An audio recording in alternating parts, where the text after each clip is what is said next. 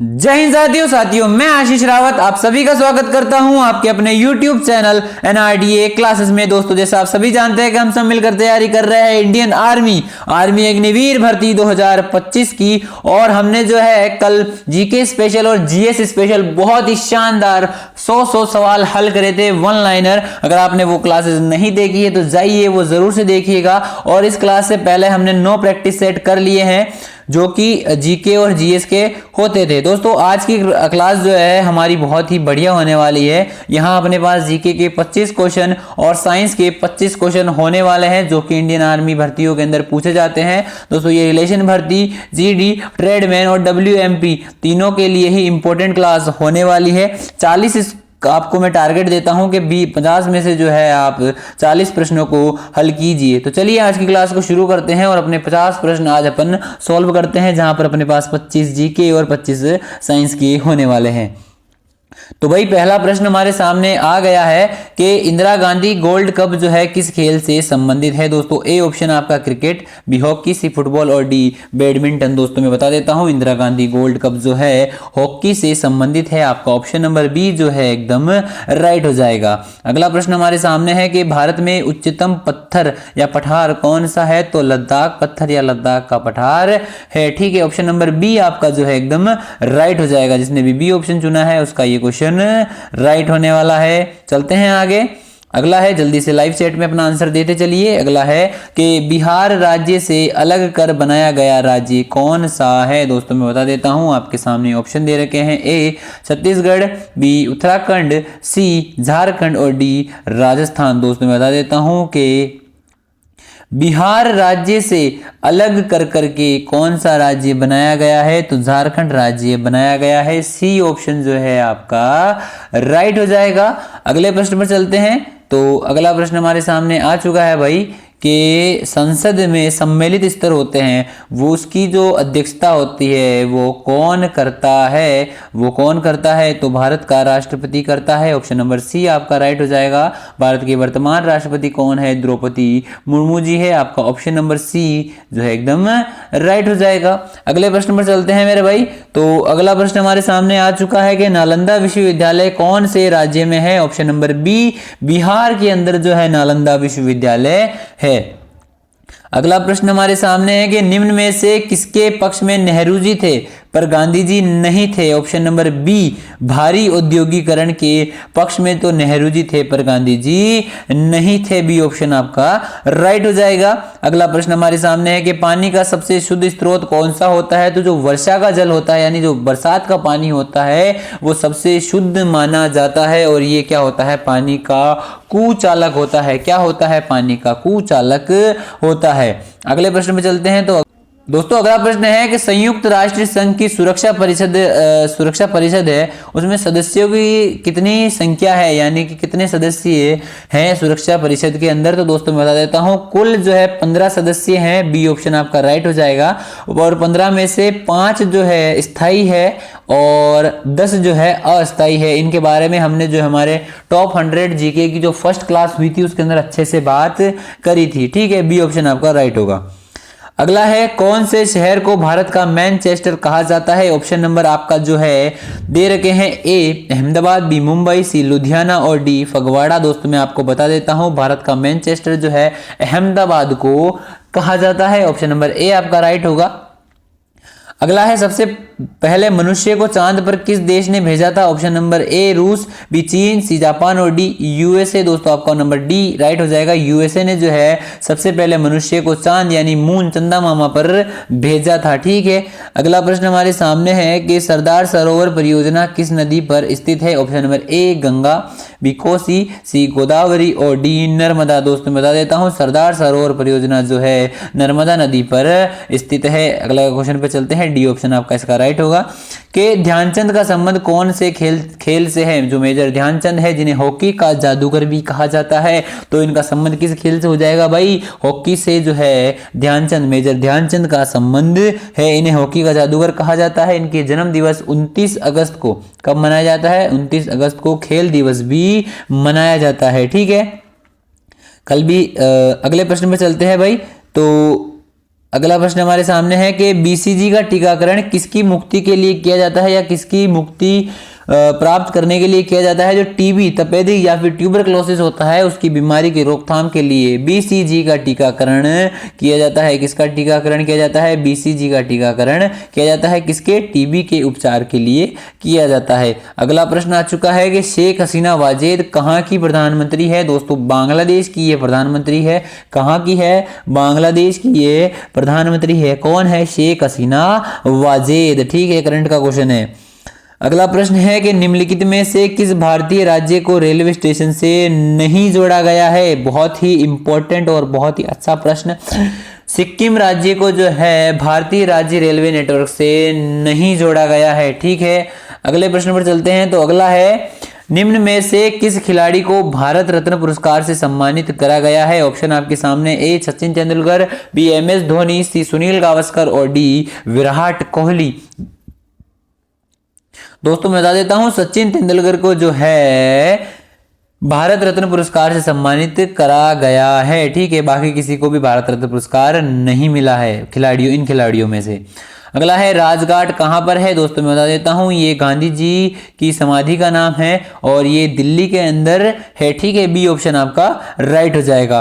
अगला है कि लंदन किस देश में स्थित है। दोस्तों लंदन जो है इंग्लैंड की राजधानी है, तो ये तय है कि ये जो है इंग्लैंड के अंदर ही होगी। तो इंग्लैंड की राजधानी क्या है? लंदन है। और लंदन कहाँ पड़ता है? तो इंग्लैंड के अंदर ही पड़ता है। अगले प्रश्न पर चलते हैं। तो अगला है कि अमेरिका की उपराष्ट्रपति कौन है। दोस्तों अमेरिका जो है वहां की वर्तमान उपराष्ट्रपति कौन है? एंजेला मर्केल, साई इन्वेंट, सी जय सिंडा आर्डन और डी कमला हैरिस। दोस्तों मैं बता देता हूं, भारतीय मूल की जो कमला हैरिस है वो अमेरिका की उपराष्ट्रपति हैं। ठीक है, वर्तमान में।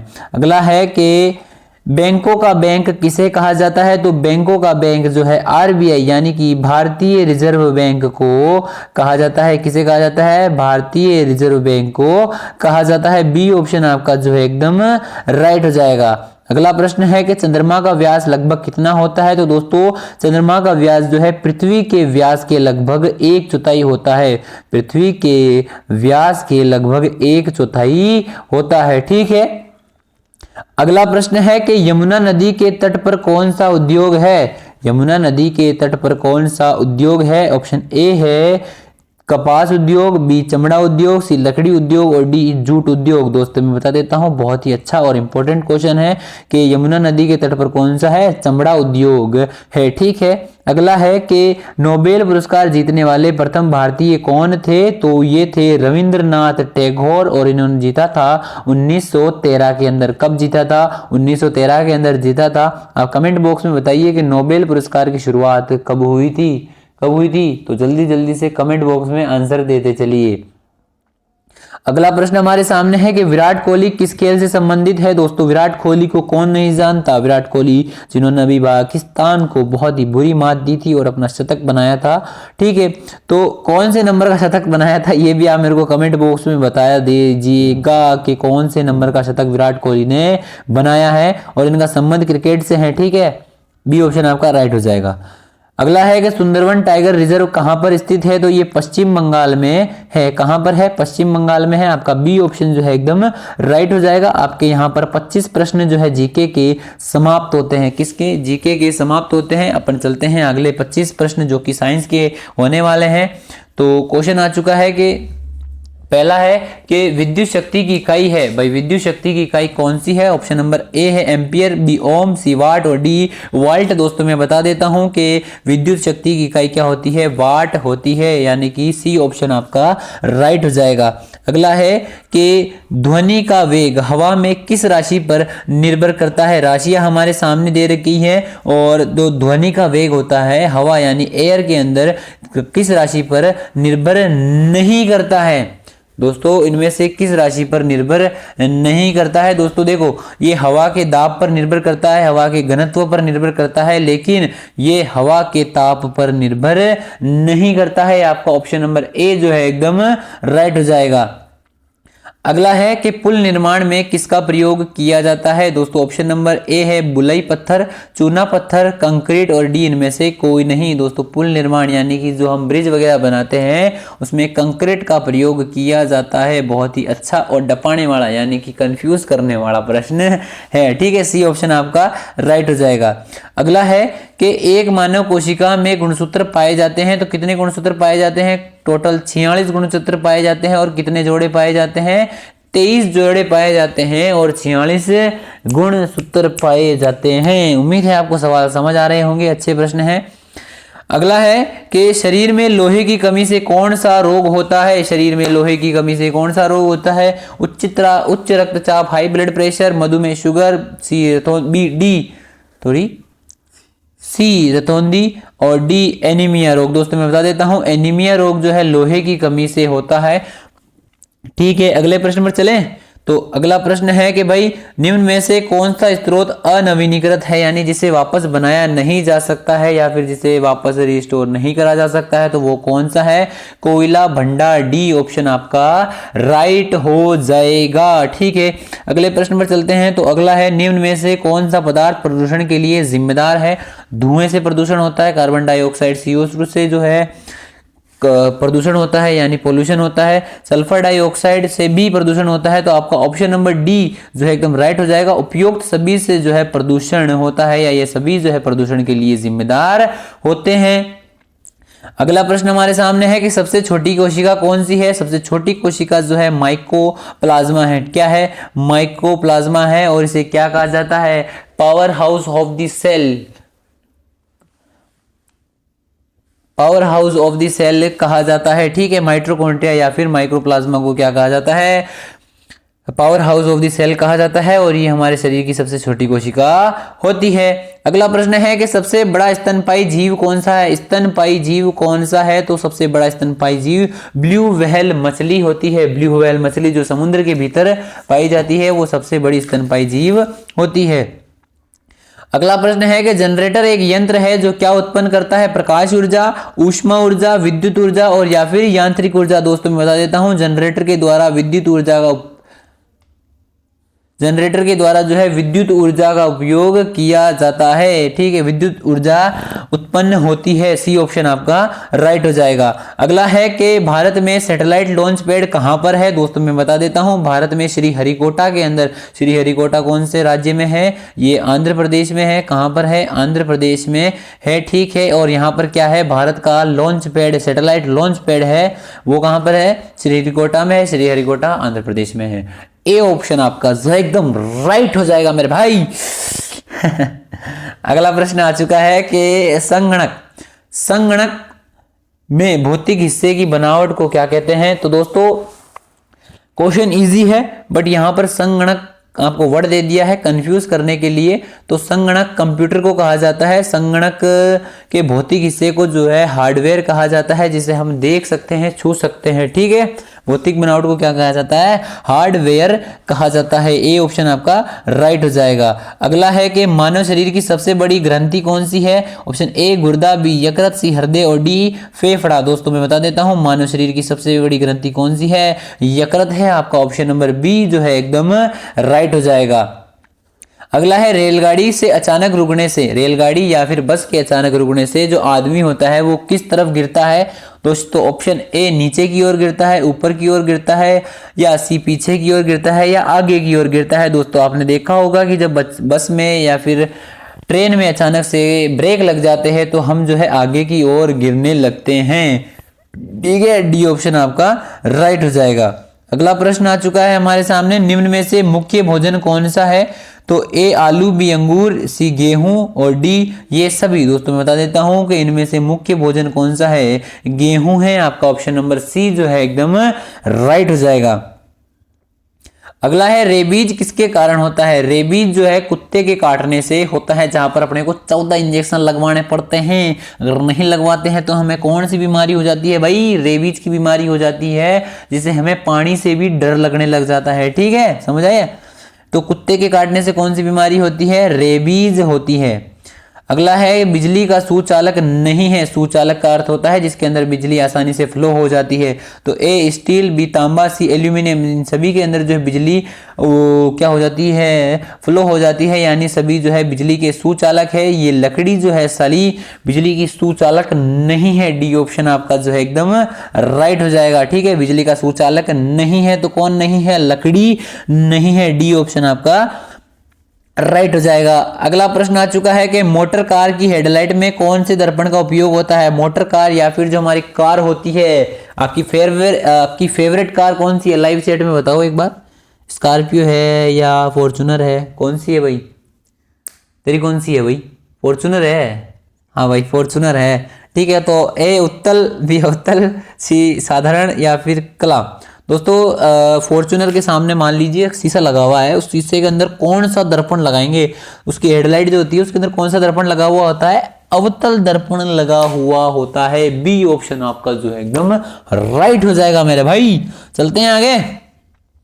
अगला है ऊर्जा का प्राकृतिक स्रोत क्या है। प्राकृतिक स्रोत निम्न में से बताना है। बिजली, बिजली भाई अपन खुद बनाते हैं। ठीक है, घर्षण, बैटरी और या फिर सूर्य। दोस्तों सबसे बड़ा ऊर्जा का प्राकृतिक स्रोत कौन सा है, सूर्य है। क्या है, सूर्य है। यहां पर अपन क्या बना सकते हैं, सोलर ऊर्जा बनाते हैं। ठीक है, अगला है कि निम्न में से कौन सा रक्त समूह सर्वग्राही रक्त समूह है। तो ए बी प्लस जो है सर्वग्राही है, ओ जो है सर्वदाता है। इतनी शक्ति हमें दे न दाता कि मन का ओ हमारा मजबूत हो जाए, यानी कि ओ ए बी जो ब्लड ग्रुप होता है वो क्या करता है, सर्वग्राही होता है, किसी का भी खून ले लेता है। मतलब ए हो चाहे बी हो, सभी से जो है वो ब्लड डोनेट करवा सकता है, और ओ जो है सभी को ब्लड डोनेट कर सकता है।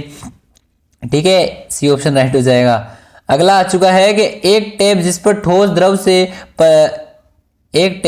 ठोस द्रव में परिवर्तित होता है वो क्या कहलाता है, गलनांक कहलाता है। यानी ठोस जो है पिघलकर द्रव में बदलता है तो ठोस क्या होता है, गलता है, तो गलने को क्या कहते हैं, गलनांक कहा जाता है। गलनांक बिंदु या फिर गलनांक कहा जाता है। आपका ऑप्शन नंबर बी जो है, डी जो है एकदम राइट हो जाएगा। अगला आ चुका है कि निम्न में से कौन सी पौधारोपण फसल है जो कि पौधों के द्वारा प्राप्त की जाती है। दोस्तों ऑप्शन नंबर सी ए आपका राइट हो जाएगा। चाय ऐसी फसल है जो कि चाय के बड़े बड़े बागान आपने देखे होंगे। वो कौन सी पिक्चर है यार, राजा हिंदुस्तान नहीं यार, कौन सी पिक्चर थी मेरे को याद नहीं आ रही, गोविंदा की है। वहां पर वो अपनी माँ के नाम पर बहुत बड़े बड़े बागान बनाया। छोड़ो जो भी है तो ए ऑप्शन आपका राइट हो जाएगा। पौधारोपण फसल कौन सी है, चाय है। ठीक है, अगला है कि हीमोग्लोबिन किस में पाया जाता है। तो हीमोग्लोबिन खून में पाया जाता है। हीमोग्लोबिन की कमी से कौन सा रोग हो जाता है, एनीमिया रोग हो जाता है। ठीक है, अगला प्रश्न हमारे सामने, शरीर के तुरंत ऊर्जा प्रदान करने वाला स्रोत कौन सा है, ग्लूकोज है। इसका सूत्र होता है C6H12O6 होता है भाई, होता है। ग्लूकोज जो है हमारे शरीर को तुरंत ऊर्जा प्राप्त करता है। अगर आप कभी फिजिकल देने गए होंगे या रनिंग करते होंगे, जो बच्चे आर्मी की तैयारी करते हैं वो जरूर से रनिंग करते ही होंगे, तो आप ग्लूकोज वगैरह पीते ही होंगे। तो तुरंत ऊर्जा के लिए है कौन सा, शरीर को तुरंत ऊर्जा प्रदान करने वाला स्रोत कौन सा है, ग्लूकोज है। इसका सूत्र होता है C6H12O6। हमारा इस क्लास का अंतिम प्रश्न के लेड पेंसिल, जो लेड पेंसिल नहीं होती भाई, के प्लास्टिक की होती है और उसके आगे नुक लगा हुआ होता है, नकली सा नुक लगा हुआ था, छोटा सा, बचपन में होती थी, 5-5 रुपए की है, उसके लिए मरता था मैं तो। चलो हाँ, लेड पेंसिल बनाने के लिए किसका प्रयोग होता है, कौन से पदार्थ का होता है, तो ग्रेफाइट का प्रयोग जो है लेड पेंसिल बनाने में, या नॉर्मल पेंसिल भी होती है उसमें भी जो है क्या करते हैं अपन, ग्रेफाइट का प्रयोग करते हैं। यहाँ पर अपने 50 प्रश्न समाप्त होते हैं। बहुत ही अच्छी और बहुत ही शानदार प्रश्न मैं आपके लिए आज लेकर के आया था। आर्मी लेवल के प्रश्न थे। अगर धीरे धीरे अपन जो है लेवल पर जाएंगे। अब मेरे को बोला था कल बच्चे ने कि टॉपिक वाइज लेकर के आओ, ABGD करके बनता है 10 ABGD 1600 मीटर। तो भाई मैं आपके लिए टॉपिक वाइज कल से लेकर आऊँगा। कल अपन सिंधु सभ्यता पर 50 प्रश्न करने वाले, सिंधु सभ्यता के 10-15 क्वेश्चन करेंगे। उसके बाद में बौद्ध धर्म से रिलेटेड ऐसे MCQ टाइप ही करेंगे। और अगर आप चाहें टॉपिक वाइज पढ़ना तो अपनी बुक आ रही है भाइयों, होली के दिन यानी कि 13 मार्च या फिर 14 मार्च को लॉन्च करने वाले हैं। टॉपिक वाइज एक टॉपिक वाइज, हर टॉपिक के लिए 25-25 प्रश्न है। उसके बाद जैसे ही चैप्टर जैसे हिस्ट्री का पोर्शन खत्म होगा तो उसके लिए टॉप 100 क्वेश्चन, उसके बाद में अपने पास में पॉलिटी आएगी, हर चैप्टर के बाद 25-25 30-30 क्वेश्न, जिस हिसाब से जितने इंपॉर्टेंट क्वेश्चन बन सकते हैं, किसी किसी में 50-60 भी हैं वैसे हैं। उसके बाद में उसके टॉप 100 क्वेश्चन है। फिर जैसे ज्योग्राफी आएगी, ज्योग्राफी के अंदर हर चैप्टर वाइज 25-30 क्वेश्चन है, फिर उसके अंदर वो है क्या बोलते हैं टॉप 100 क्वेश्चन है। उसके बाद में 1000 इंपॉर्टेंट क्वेश्चन डाले गए हैं। तो अगर आप जीके की तैयारी करना चाहते हो तो हमारी बुक एनआरडीए बुक्स के नाम से आने वाली है और फ्लिपकार्ट पर भी अवेलेबल होने वाली है, जिसको मैंने अपने हाथों से लिखा है, बहुत ही शानदार तरीके से उसके अंदर नोट्स बनाए हैं। हमारे अकेडमी के बच्चे उससे पढ़ करके, जो हमारा 2017-18 से जो हमारी एकेडमी चल रही है उसकी जो नींव है, जो क्वेश्चन है, जो जहां से हम पढ़ाते हैं वो सारे हमने उसके अंदर डाले हैं। अगर आप उसमें से पढ़ते हो तो 15 में से 12-13 क्वेश्चन आप कर लोगे आसानी से, और बहुत ही रीजनेबल प्राइस में आपको फ्लिपकार्ट, अमेजोन और ऑफलाइन हमारे अजमेर के अंदर आप रहते हो तो वहां पर आपको मिल जाएगी। तो आज की क्लास आपको कैसी लगी, कितने क्वेश्चन आपके राइट हुए हैं, आप मुझे कमेंट करके जरूर बता देना। कल से अपन ट्राई करेंगे 50 क्वेश्चन जीके के सुबह लेकर के आए, 50 क्वेश्चन साइंस के शाम को लेकर के आए।